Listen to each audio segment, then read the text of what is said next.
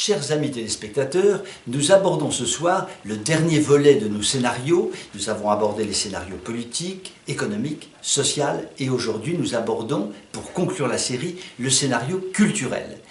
Que se passe-t-il sur le plan culturel en ce moment? Comment la France vit-elle sur le plan culturel?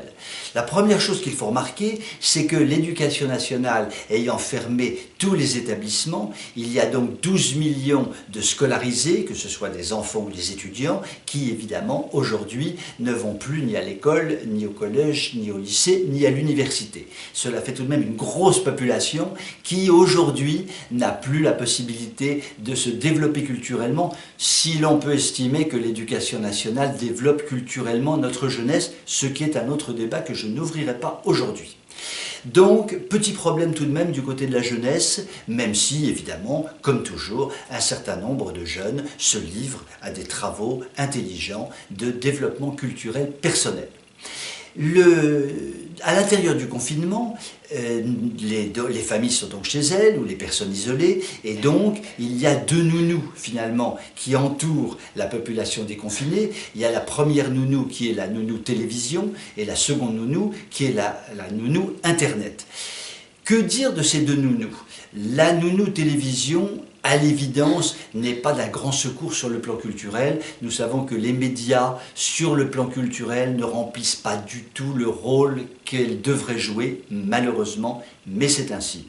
En revanche, sur Internet, la population qui n'arrête pas de surfer sur le web, comme on dit, arrive finalement à glaner des informations qui peuvent donner des pistes de réflexion, qui peuvent pousser à des raisonnements complémentaires, à des discussions, à des lectures sur Internet, qui font qu'une certaine diffusion de la culture doit se manifester en ce moment par Internet.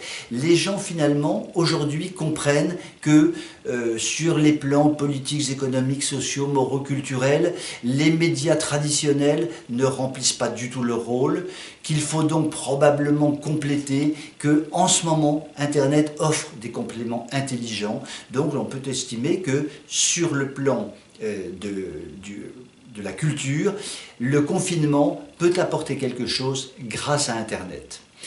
Cela dit, globalement, ne nous faisons pas trop d'illusions, la population française n'est plus cultivée, les différentes études qui sont menées chaque année sur le sujet le montrent clairement, et donc il n'y a pas de grands espoirs qu'il y ait un grand réveil culturel.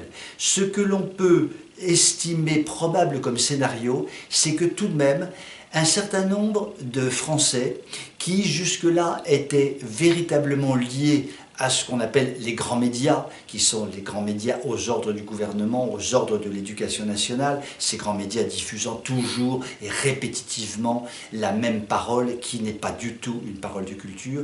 On peut estimer qu'un certain nombre de Français ont pris conscience par cette période de confinement qui leur a permis d'aller regarder ailleurs, grâce à Internet notamment, auront la possibilité de réfléchir davantage, de se cultiver davantage et donc de hausser leur niveau notamment de connaissance. Sans ce niveau de connaissance, la culture évidemment ne peut porter véritablement son nom. Voilà donc les scénarios que je souhaitais développer avec vous. J'espère qu'ils ne vous ont pas traumatisé et nous reprendrons à partir de lundi prochain le cours des chroniques ordinaires. Je vous souhaite un excellent week-end et je vous dis à lundi prochain.